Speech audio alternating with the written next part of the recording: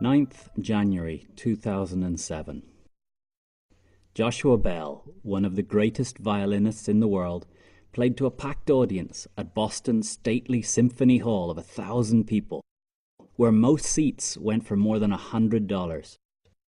He was used to full sell-out shows. He was at the peak of his abilities and fame. 3 days later, Joshua Bell played to an audience of nobody. Well, maybe 6 people paused for a moment, and one child stopped for a while looking as if he understood that something special was happening. Joshua said of the experience, "It was a strange feeling that people were actually ignoring me." Joshua Bell was playing violin in a subway station.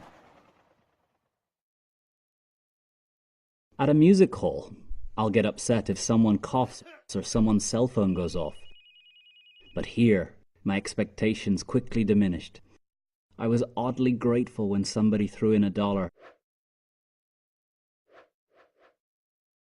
What changed? Same music, on the same violin, played with the same passion, and by the same man. Why did people listen and then not listen?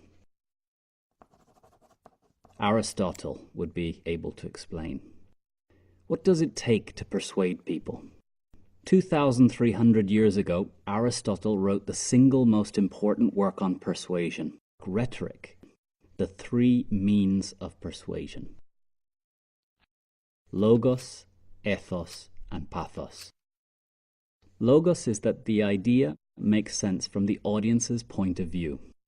This is usually different from the speaker's point of view, so work needs to be done to make the idea relevant to the worldview, the pains and the challenges of the listeners. A good argument is like good music. Good music follows some rules of composition. Good arguments follow some rules of logic. It makes sense to the audience. Ethos is reputation. What are you known for? Credibility. Do you look and act professional? Trustworthy? Are your motives clear? Do you show the listener that you care about them as much as yourself? Authority is confidence plus a concise message and clear, strong voice. Pathos is the emotional connection. Stories are an effective human tool for creating an emotional connection. There are moments where an audience is not ready to hear the message. A speaker must create the right emotional environment for their message. What changed? Why did people travel for miles to hear him play one night and not even pause for a moment to listen the next morning? The answer is that ethos and pathos were missing. Ethos. The fact that the great concert hall hosts Joshua's concert transfers its trust to Joshua. We trust the institution. We now trust Joshua. The subway does not have our trust for musical talent. We do not expect to find great art, great music, or great ideas.